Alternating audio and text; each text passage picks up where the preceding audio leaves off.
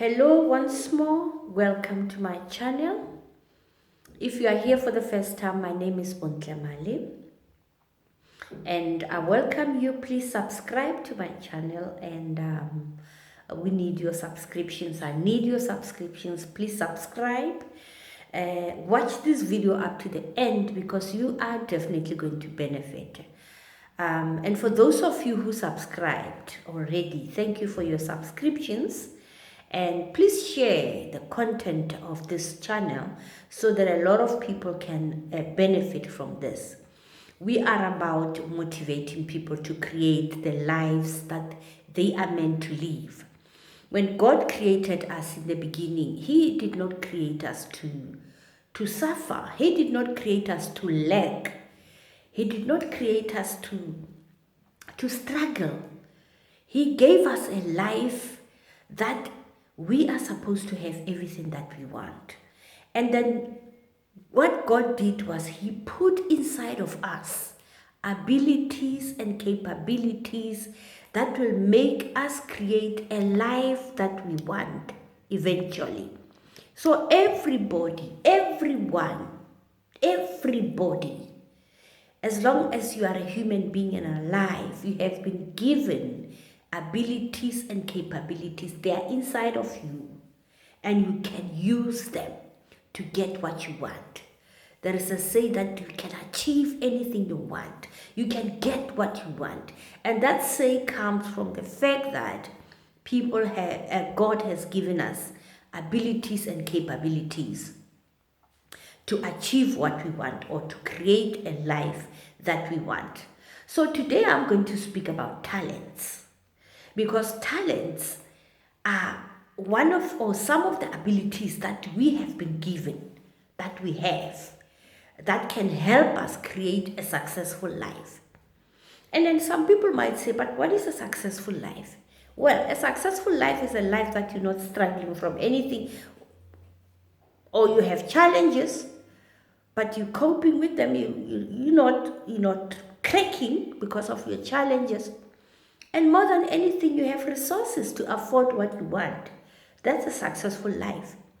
So God has given us abilities and talents so that we can use them to create a life we want, or to create a successful life that gives us the resources that we need financially and otherwise, so that we live a life without struggle.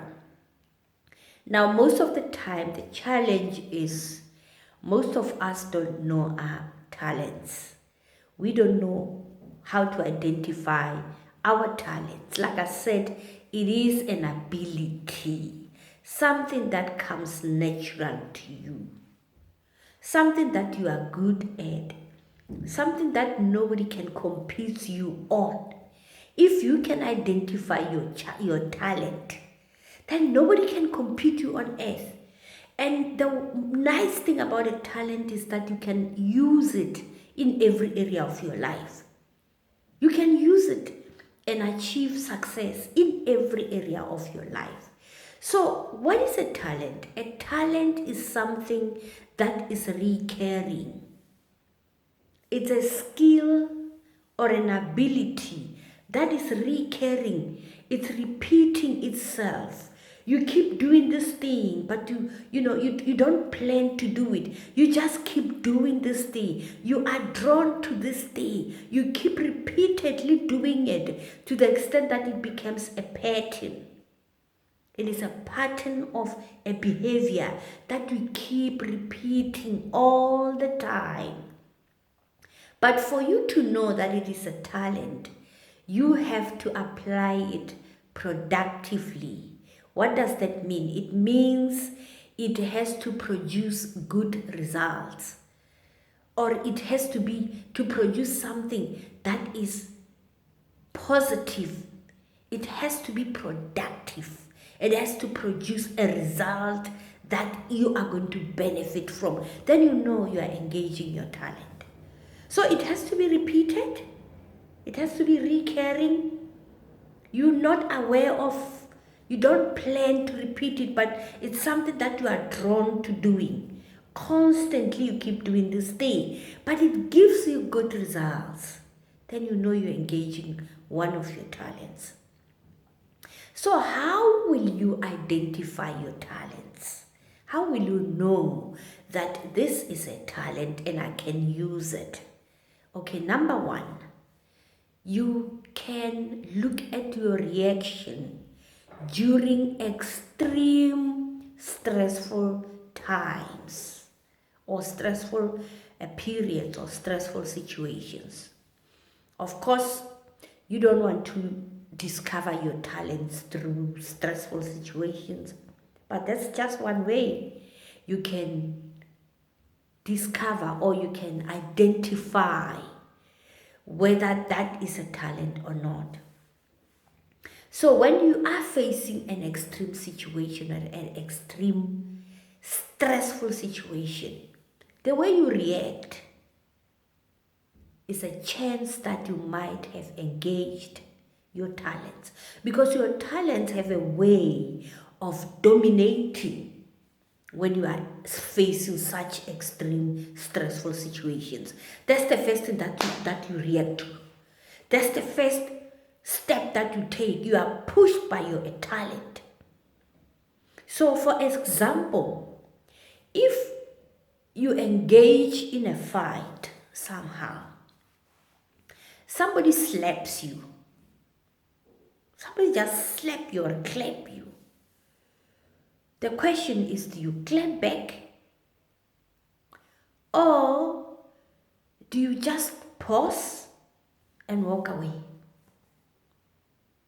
So how you react to stressful, extreme, challenging situations will show you your talents. Because in this case, if you were to pause and walk away, it means your talent, your patience maybe has been engaged. It means maybe your empathy, where you're thinking for this person like, oh, maybe this person is not in their right frame of mind and I'm not going to react to what they've done. I'm not going to engage my emotions. I'm going to take charge of my emotions and not do what they did. Because if you were to fight back, then that's not productive. Because the results are not going to be positive if you were to fight back. There's going to be distraction. People are going to get hurt. So you have to be wise. You have to be wise of how you engage your talents. That's number one.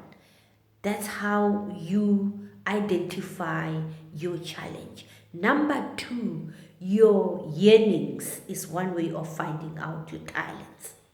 What is a yearning? It's something that you keep thinking about doing. Something that keeps calling you. You want to do this thing. You don't know why. Sometimes they start in early ages. When you're still young, when you're still a child. What activities did you engage in? What activities were calling you at the time? What did you do? Did you play with other kids? Or were you always playing alone? And when you were playing alone, what were you playing with? And what were you saying? What were the conversations you were saying to yourself? Your yearnings are a way to identify your talents. So you can look at what, if you remember, look at what you were doing as a child. Did you play alone or with other kids? What did you like to play with? And what were you doing constantly? That is one way of identifying your talents. Or your yearnings can come late in your life. What is it that you are drawn to? What is it that you always want to do? What is it that is always calling you to do? That is a talent if it is going to be productive. And if there are these yearnings that are calling you and are not productive or are not going to yield productive results, then those are not yearnings. Sometimes we get misled by what we call mis-yearnings. Sometimes people want to be a manager because of the power and control they want to have. That is not good. That is not using a talent in a good way. And chances are you're not even identifying a talent, sorry. If you want to get into entertainment or to get into the entertainment industry because of the fame, the traveling, the monies, and the fleshy lives, then that is not a talent. That's not how you identify talent. That is misleading. If you want to, for instance, get into do PR or something because of the flashy lives, because of the cocktails, because of the reception and the people you'll be around, then that is a misleading talent. It's not a talent. It is misleading because the reasons for you to get into that are distractive. They're not going to be productive. So those are mis-yearnings, but here we talk about things that really are calling you, that you want to do, you've always wanted to do. Some people will write books late in their lives. Some people will paint late in their lives. It's because they've always had a yearning for painting or for writing books. And once they do that, they flourish. It has to be something that you're going to flourish into. It has to produce good results, positive results for you. And number 3, you are going to identify your talent by rapid learning.